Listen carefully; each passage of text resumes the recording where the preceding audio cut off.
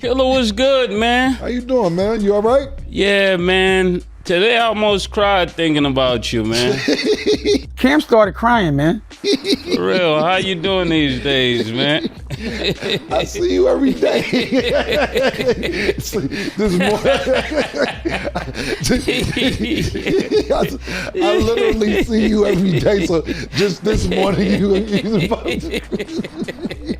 So where we at now? We got Dame Dash interviewing, making claims. Cam going up against me is like Fredo going up against Michael Corleone. He's Cameo. Yo, just this morning you gonna cry for me? Yeah, man. Right, man. Yeah.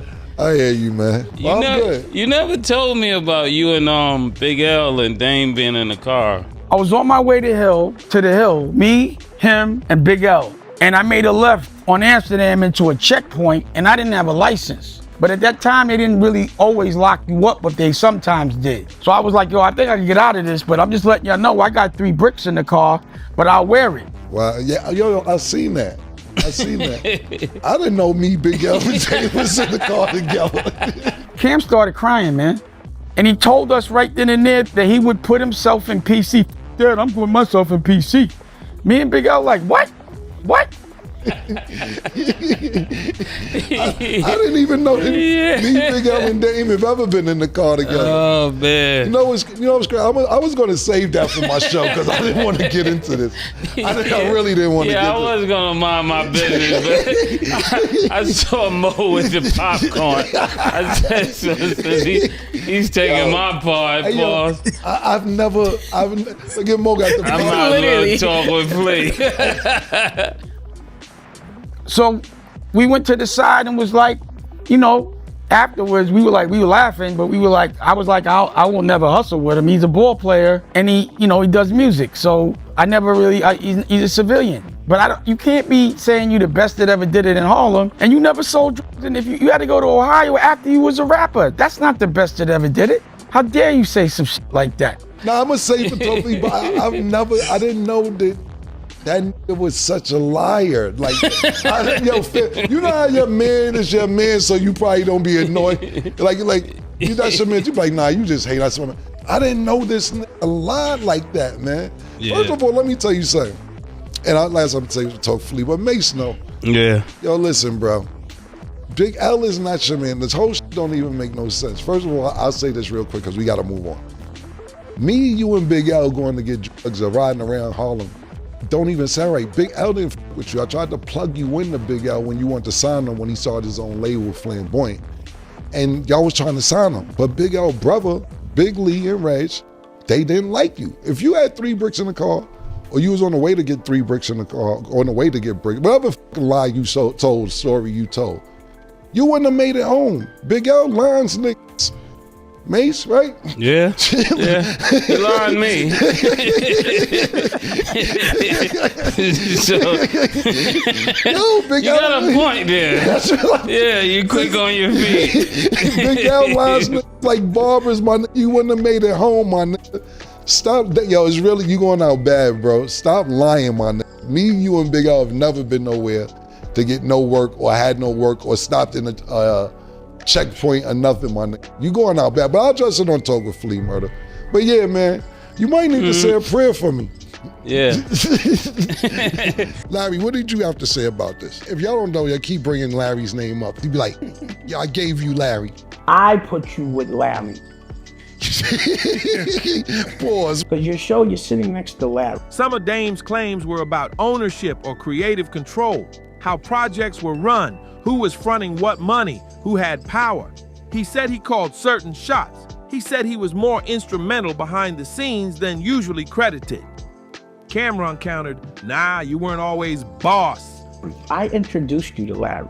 Man, I got a lot, but a little. First of all, Dane, you met Larry through Noriega. Right. So is Noriega supposed to be mad that Larry was starting to do business with Dame? So is Nori mad? You know, you have the ultimate respect for the guy. You know, he accomplished a lot. But then, you know, some of the stuff I didn't like is that, you know, some of the lies, like when him saying I'm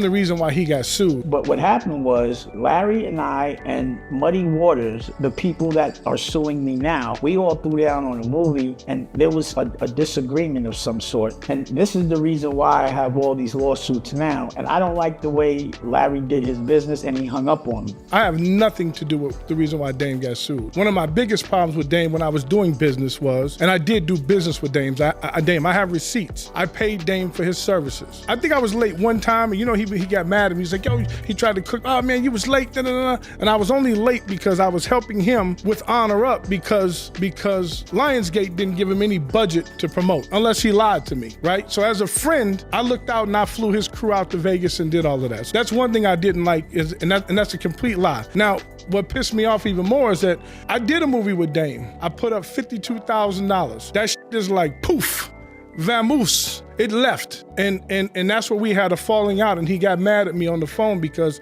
he was talking greasy to me, and I hung up on him. And ever since that point, he says I do bad business because I hung up on him. And as a man, I'm not gonna let nobody talk to me greasy. Just because I don't act like I'm tough or do this, doesn't mean I ain't prepared for war. You know what I'm saying? If Dame was in my face, I mean, it would have probably been a different, because it's not cool, because he talks about respect, but on that phone call, he didn't give any respect. So that was my way of saying, I'm not gonna tolerate this. I'm a grown man, I'm not a child, especially if I'm one of your peers. So this was going on. Larry doesn't know anything about the movie business. Dame says, look, let's go 3 ways on the movie. 50,000 from me, 50,000 from Larry, and 50,000 from Dame. Larry and Mike is the dude name. Yeah. Larry allocates the money to some lady that Dame tells him to allocate the money to. When Larry calls Dame and says, yo, I gave her the money, Dame said, you stupid motherfucker, why would you give her the money? She's stealing.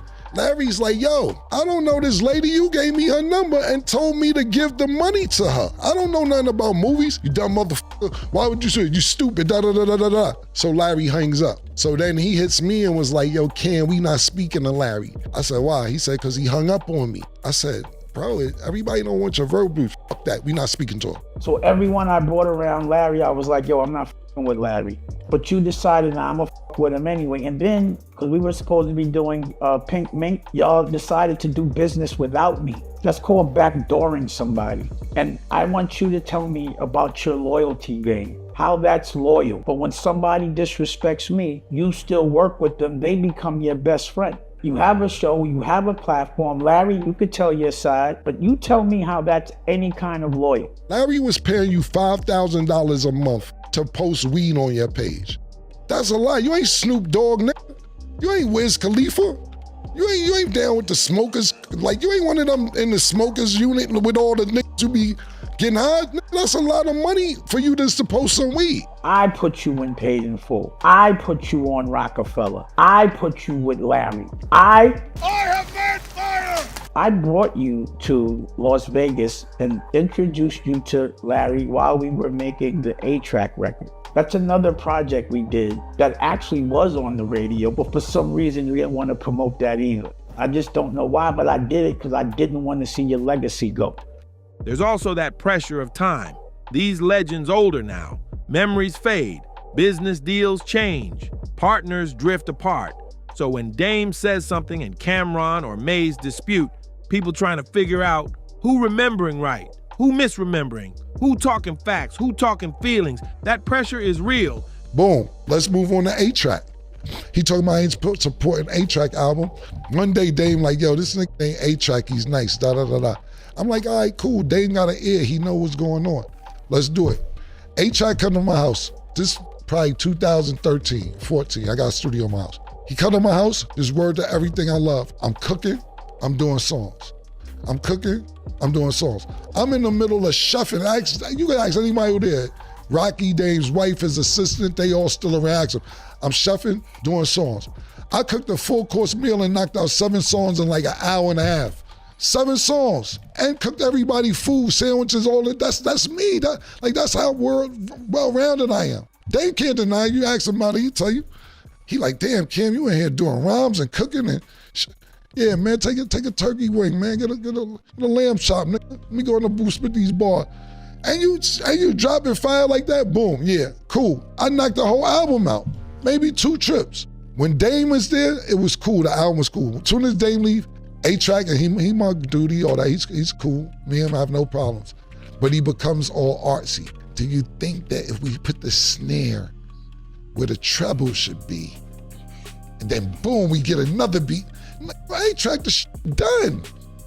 Yo, what are you talking about? I put a marvelous masterpiece together while I was cooking. I think we should get this person on something. All right, bet, do what you want. I gave you the boss. 2 years passed. Like, yo, let's freshen up the album. All right, cool, go in the studio again. We go in the studio again in my crib. I knocked some more shit out for the nigga. He got some features on there now, all right, cool. I knocked it out again 2 years later. He calls me again, A-Trak. Well, I think if I get this other beat, man, do what you want to do. I don't even know you like that. I'm not being cool, A-Trak. I don't want to brush him off like I don't know him now. Another 2 years come back. We in Vegas now. Yo, Larry got a studio in Vegas. Let's go there and knock the A-Trak out. Again? It's 5 years. All right, bet, fine. Go to the studio, man. F it. It's 5 years done pass. I knock it out again. Some more A-Trak called me about 18 months later talking about, you want to do? No, I don't want to do nothing else, man. No. I knocked it out the first 48, but you want to keep doing shit over and over and over. Then when I hear the final, he calls me another 2 years. So now the album is like 9 years old.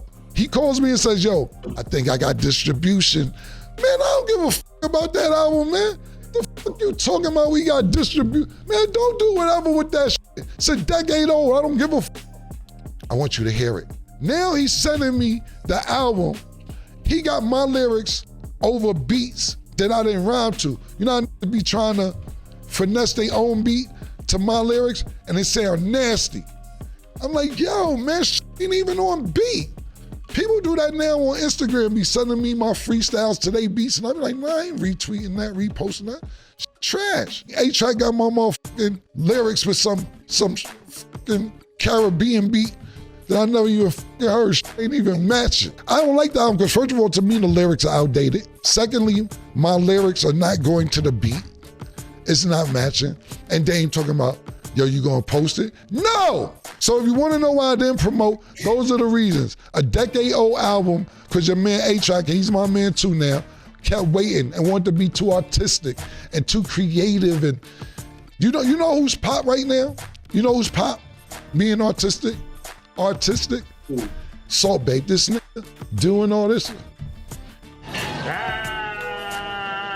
That's what A-Trak did. He kept doing this. And got stale. Yeah, and it got stale and I didn't want to be a part of it. So that's why I didn't promote A-Trak album or Honor Up. I didn't like either one of the projects. Not saying I didn't like the people in it. Then he gets at Honor Up and it's a lie what he said. It was a lie. So I'm like, why is he lying? And then I'm like, he knows Mook is in there. Pause. In the movie, Smoke Dizza, my OG Daniel, Black, you know, my whole crew. So you trying to diss my whole crew and make what they did whack, but everybody else says it's good. It was in the New York Times. Kanye gave the illest premiere and everyone said it was, everyone has said that. Why would you say that? Promote it, I'm saving you by not promoting it. Shit was nasty, you my man, I ain't gonna let you go outside like that. All them other niggas who let you go outside like that, they ain't your man. To me, this has been one big setup, I will say that. I think this whole from the jump is a setup, bro. Dame is beefing with 50 Cent on the internet. I bump into 50 Cent. 50 Cent sees me and be like, Killer, what's up, nigga? Getting some money. You know, oh, nigga, what you used to do back in the days, pocket, you getting that money? Cool. Me and 50 good. We ain't got no problem. Dame calls me and says, yo, I seen 50. How you gonna let him pap you up? This is verbatim what Dame said. I'm telling the audience verbatim.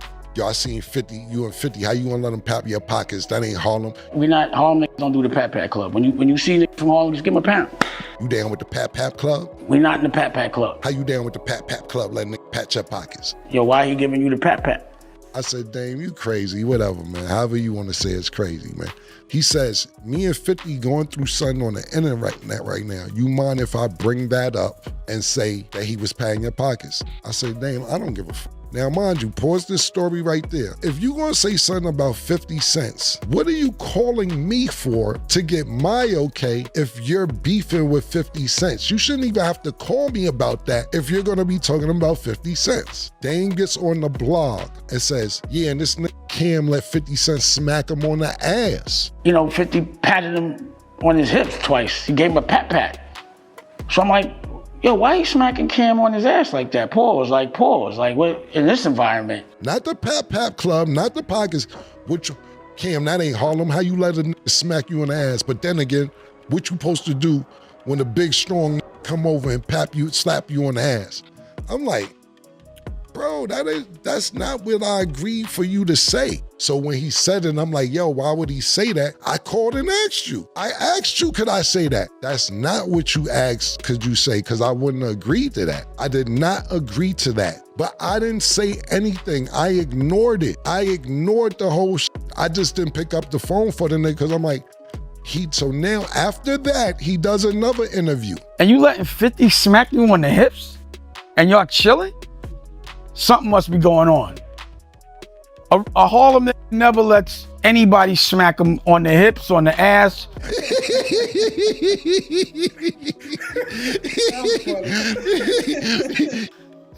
Not even in ball, be like, yo, stop, chill, don't smack me on my ass. I've never known Dame to be a liar, but the way he was mixing the truth with the lies, bro, that's really, really, really disappointing to see how he was mixing the lies with the truth. And I'm like, bro, I ain't know this nigga was a liar too. He never lied, man. Once I said I didn't like Honor Up, this nigga got personal. But to me, it was all a setup anyway. Bro, I ignored you for wild interviews, and then I say Honor Up is whack, and he go on this campaign. I think the narrative should be stop talking about Damon so much if you don't want to hear Damon talk. You come talking about me with an eye patch and no top teeth, I gotta take it easy? But do remember, I will have teeth next week. How? So I think it's good for him. I think the internet nowadays is therapy for him. And he turned into the chatty patty that he told everybody else not to be. He probably can't afford to go to therapy right now. So this is probably good for him because he needs therapy.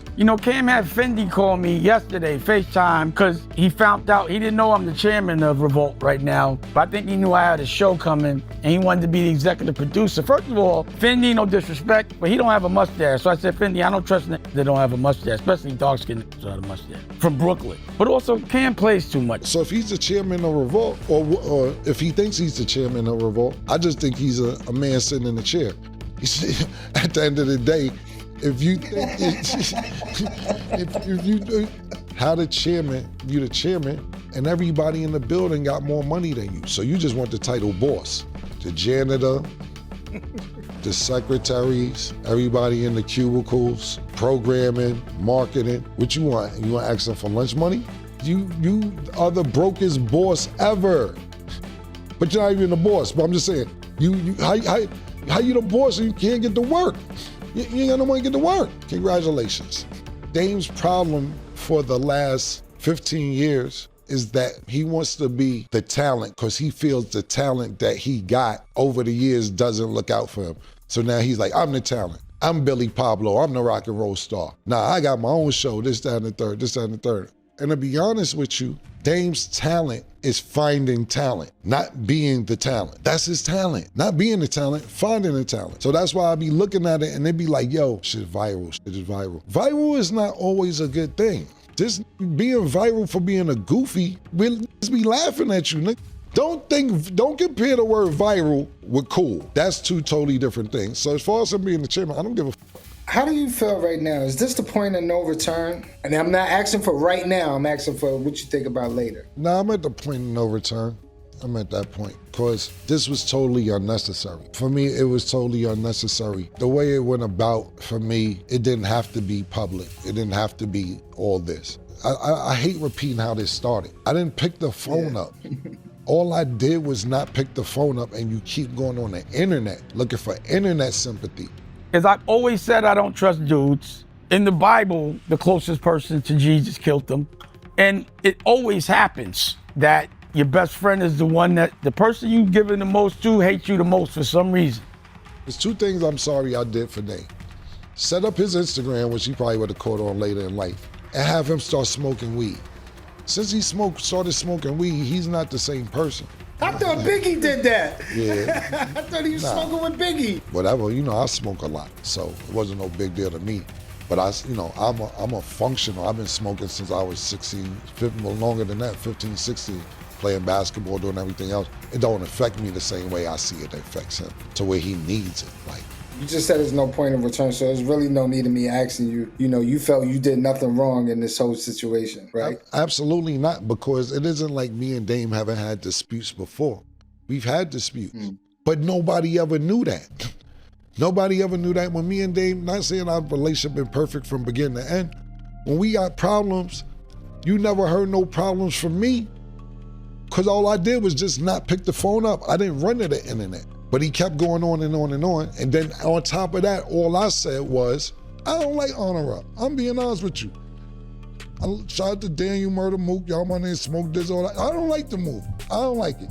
Then this whole avalanche came of trying to defame my character, trying to diss me, everything else. It would have been cool for me if he would have been like, all your movies is whack.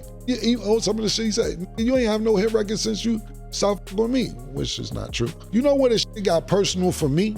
Is when he was like, Cam ain't confrontational, this, that, third. So-and-so punched him in his face. I'm like, damn, you too? That's what you want? Niggas bring up all this shit with me. Niggas talk about my victories. They talk about 2-3 L's I took in my life. And I don't got no problem with that. That's cool, it come with the game. I'm straight with that. Cause it's a bunch of ass whoopings I done gave out on several different occasions. I don't got no problem with that. But for it to come from Dame, oh, you got some deep hate, pause, inside that you've been wanting to spew out. And when he said that, I knew it was personal. And that's when I said, all right, let's do personal. What you think? Is Dame speaking his truth or exaggerating for clout? Are Cam and Mase right to call him out? Or is everyone's truth different because memories and egos got in the way? Drop your thoughts in the comments, and don't forget, like, subscribe, and smash that bell so you never miss the drama. This is Buzz and Drama. See you on the next one.